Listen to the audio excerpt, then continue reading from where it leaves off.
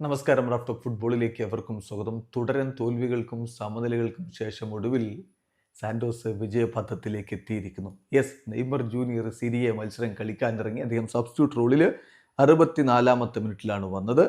ഏതായാലും Neymar junior കളിച്ച ഈ മത്സരം സാന്റോസ് വിജയിച്ച് കയറിയിരിക്കുന്നു. ഏകപക്ഷീയമായ ഒരു ഗോളിന് വിറ്റോറിയയാണ് അവർ പരാജയപ്പെടുത്തിയത്. വിജയത്തോടുകൂടി അവരിപ്പോൾ 18-ാം സ്ഥാനത്തേക്ക്, നേരത്തെ 19-ാം സ്ഥാനത്തായിരുന്നു, ഒരു സ്ഥാനം മെച്ചപ്പെടുത്തിയിരിക്കുന്നു. 10 കളികളിൽ നിന്ന് 8 പോയിന്റാണ് ഇപ്പോൾ സാന്റോസിനുള്ളത്.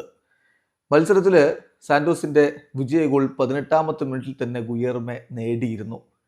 ആദ്യ പകുതി അവസാനിക്കുമ്പോൾ അവർ ഏകപക്ഷീയമായ ഒരു ഗോളിനും മുന്നിലായിരുന്നു. അതേ നിലയിൽ തന്നെ ഒടുവിൽ അവർ വിജയിച്ച് കയറുകയും ചെയ്തു. നെയ്മർ ജൂനിയറുടെ ഒരു പെർഫോമൻസ്, അദ്ദേഹം 26 മിനിറ്റാണ് കളിച്ചത്.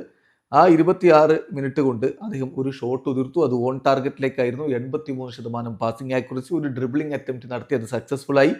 7 ഡ്യുവൽസിൽ 4 എണ്ണവും വിൻ ചെയ്തു. 3 തവണ അദ്ദേഹത്തെ ഫൗൾ ചെയ്ത് വീഴ്ത്താൻ എതിരാളികൾ ശ്രമിക്കുകയും ചെയ്തു. ഏതായാലും 7 അദ്ദേഹത്തിന് sofascore.com നൽകിയ റേറ്റിംഗ്. നെയ്മർ പതിയെ തിരികെ എത്തുന്നു. അദ്ദേഹത്തെ ബ്രസീൽ ദേശീയ ടീമിലേക്ക് എടുക്കുമെന്ന പ്രതീക്ഷയിൽ തന്നെ ആരാധകരും ഇരിക്കുന്നു. വീഡിയോ അവസാനിക്കുന്നു. ഫുട്ബോൾ ലോകത്ത് കൂടുതൽ വിശേഷങ്ങളുമായി റാഫ് ടോക്സ് വീണ്ടും എത്താം.